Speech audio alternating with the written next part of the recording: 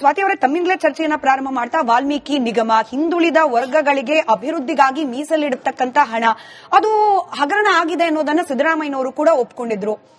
ಈಗ ಮನುವಾದ, ಮನುಸ್ಮೃತಿ ಇದೆಲ್ಲ ಯಾವಾಗ ಲಿಂಕ್ ಆಯ್ತು? ಅದ್ಯಾಕೆ ಪದೇ ಪದೇ ಮನುವಾದಿಗಳು, ಮನುಸ್ಮೃತಿಗಳು ಅಂತ ಹೇಳೋ ಮೂಲಕ ರಾಜೀನಾಮೆಯನ್ನ ಘೋಷಣೆ ಮಾಡಿದ್ರು ನಾಗೇಂದ್ರ ಅವರು ಅಂತ?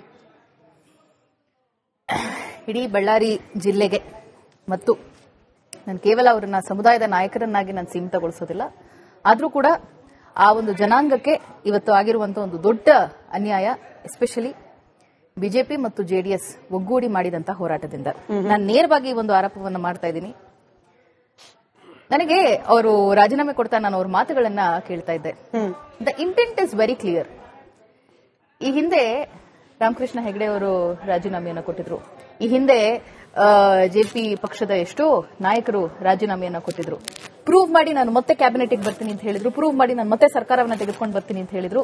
ಸೊ ಅಂತಹ ನಾಯಕರ ಲಿಸ್ಟ್ ಅಲ್ಲಿ ಇವತ್ತಿನ ದಿನ ನಾಗೇಂದ್ರ ಅವರು ಸೇರಿದ್ದಾರೆ, ಇತಿಹಾಸವನ್ನ ರಚನೆ ಮಾಡಿದ್ದಾರೆ. That's a different story. But ಇವತ್ತಿನ ದಿನ ಈ ಒಂದು ಸಂದರ್ಭ ಸೃಷ್ಟಿ ಆಗಬಾರ್ದಿತ್ತು. ಅವತ್ತೇ ಯಾವಾಗ ಈ ಆರೋಪ ಅವ್ರ ಮೇಲೆ ಬಂತು, ಅವತ್ತಿನ ದಿನನೇ ಅವ್ರು ಡಿಸಿಷನ್ ತಗೊಂಡ್ರು. ಐ ಆಮ್ ಟಾಕಿಂಗ್ ಅಬೌಟ್ ಸಿದ್ದರಾಮಯ್ಯನವರ ಆವತ್ತಿನ ಕ್ಯಾಬಿನೆಟ್ ನಲ್ಲಿ. ಅವರು ಅದರಿಂದ ಹೊರಗಡೆ ಬಂದ್ರು. ಹೊರಗಡೆ ಬಂದ ನಂತರದಲ್ಲಿ ಆಲ್ರೆಡಿ ಒಂದು ಕ್ಲೀನ್ ಚಿಟ್ ಘೋಷಣೆ ಆಗಿರುವಂತಹ ಸಂದರ್ಭದಲ್ಲಿ ಇಡಿ ನಾನು ಹೇಳ್ಬಿಡ್ತೀನಿ ಸ್ಮಿತಾ ಅವರೇ, ಲೆಟ್ ಮಿ ಕಂಪ್ಲೀಟ್.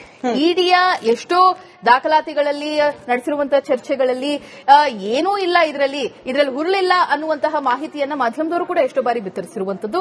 ಸೊ ಇಂತಹ ಒಂದು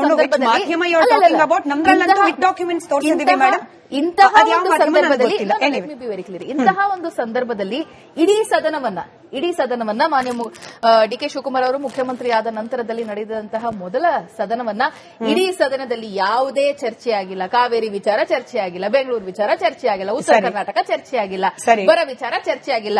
ನಾಗೇಂದ್ರ ಅವರು ಅವರ ರಾಜೀನಾಮೆ ಇವಾಗ ಅವರು ರಾಜೀನಾಮೆಯನ್ನ ಕೊಟ್ಟಾಯ್ತು. ಏನ್ ಸಿಕ್ತು ಇವತ್ತಿನ ದಿನ ಬಿಜೆಪಿ ಅವರಿಗೆ? ನೀವು ಅನ್ಯಾಯ, ಇಡೀ ಬಳ್ಳಾರಿ ಜನತೆಗೆ ಅನ್ಯಾಯ ಆಯ್ತು ಅನ್ನೋದನ್ನ ನಿಮ್ ಪ್ರಾರಂಭಿಕ ರಿಮಾರ್ಕ್ಸ್ ಅಲ್ಲಿ ಹೇಳಿದ್ರಿ ಮೇಡಮ್. ಬಳ್ಳಾರಿ ಅಲ್ಲ, ಇಡೀ ಕರ್ನಾಟಕದಲ್ಲಿ ಇರತಕ್ಕಂತ ವಾಲ್ಮೀಕಿ ಸಮುದಾಯದ ಜನರಿಗೆ ಸಂಬಂಧಪಟ್ಟ ಹಣ, ಆ ಹಣ ನಕಲಿ ಚೆಕ್ಗಳ ಮೂಲಕ ಫಾರ್ಮ್ ಹೌಸ್ಗೆ, ನಕಲಿ ಚೆಕ್ಗಳ ಮೂಲಕ ಫೇಕ್ ಐಟಿ ಕಂಪನಿಗಳಿಗೆ, ನಕಲಿ ಚೆಕ್ಗಳ ಮೂಲಕ ಬೆಳ್ಳಿ ಅಂಗಡಿಗೆ, ನಕಲಿ ಚೆಕ್ಗಳ ಮೂಲಕ ಬಾರ್ಗಳಿಗೆ ಹೋದಾಗ ವಾಲ್ಮೀಕಿ ಸಮುದಾಯಕ್ಕೆ ಅನ್ಯಾಯ ಆಗಿದೆ ಅನ್ನೋ ಮಾತನ್ನ ಕಾಂಗ್ರೆಸ್ ಪಕ್ಷದ ಯಾರೊಬ್ರು ಹೇಳಲಿಲ್ಲ. ಯಾಕೆ? Why now playing victim card? ಈಗ ಯಾಕೆ ಕಣ್ಣೀರ್ ಹಾಕೋದು? ಅವತ್ತಿನ ದಿನ ನಾವು ಸದನದಲ್ಲಿ ಅಚಾತುರ್ಯ ನಡೆದಿರಬಹುದು, ಅದ್ರ ಬಗ್ಗೆ ತನಿಖೆ ನಡೆಯುತ್ತೆ ಅನ್ನುವಂತಹ ಸ್ಟೇಟ್ಮೆಂಟ್ ಅನ್ನ ಮಾನ್ಯ ಮುಖ್ಯಮಂತ್ರಿಗಳು ಅವತ್ತಿನ ದಿನ ಕೊಟ್ಟಿದ್ದಾರೆ. ನಾವೇನ್ ಮುಚ್ಚುಮರೆ ಮಾಡಿಕೊಂಡು ತಲೆ ಮರೆಸ್ಕೊಂಡು ಓಡಾಡ್ಲಿಲ್ಲ. ನಾವು ಸರ್ಕಾರದಲ್ಲಿದ್ದವರು, ನಾವು ಧೈರ್ಯವಾಗಿ ಏನೇ ಬಂದ್ರು ಕೂಡ ಎದುರಿಸಿದೀವಿ. ಅವತ್ತಿನ ದಿನ ಆ ಕ್ಷಣಕ್ಕೆ ನಾಗೇಂದ್ರ ಅವರ ರಾಜೀನಾಮೆ ಸೂಕ್ತ ಅಂತ ಅನ್ಸಿತ್ತು, ಅವತ್ತಿನ ದಿನ ಪಡ್ಕೊಂಡ್ರು. ಆದ್ರೆ ಇವತ್ತಿನ ದಿನ ಆಗಿದೆಯಲ್ಲ, ನಾಗೇಂದ್ರ ಅವರಿಗೆ ಮತ್ತು ಅವರ ಸಮುದಾಯಕ್ಕೆ ಆಗಿರುವಂತಹ ಒಂದು ದೊಡ್ಡ ಅನ್ಯಾಯ. ಮುಂದಿನ ದಿನಗಳಲ್ಲಿ ಏನಿವತ್ತಿನ ದಿನ ಎಸ್ಟಿ ಜನಾಂಗದವರು ನಮ್ ಜೊತೆ ಇದ್ದಾರೆ, ಎಸ್ಸಿ ಲೆಫ್ಟ್ ನಮ್ ಜೊತೆ ಇದ್ದಾರೆ ಅಂತ ಹೊತ್ಕೊಂಡು ಮೆರಿತಾ ಇದಾರಲ್ಲ ಬಿಜೆಪಿಯವರು, ಈಗ ಮತ್ತೆ ಮಂತ್ರಿ ಮಾಡಿದ್ಯಾಕೆ?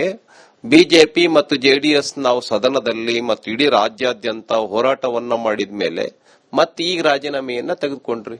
ಮಂತ್ರಿನೇ ಮಾಡಬೇಕಾಗಿರ್ಲಿಲ್ಲ.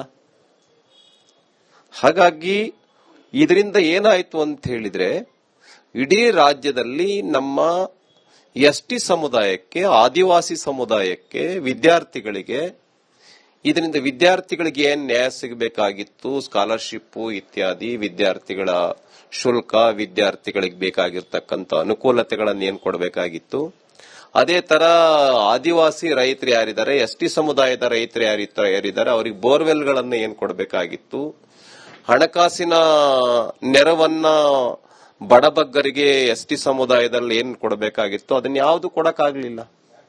ಆ 187 ಕೋಟಿ ಹಣ 648 ಅಕೌಂಟ್ಗಳಿಗೆ ಹೋಗಿದೆ.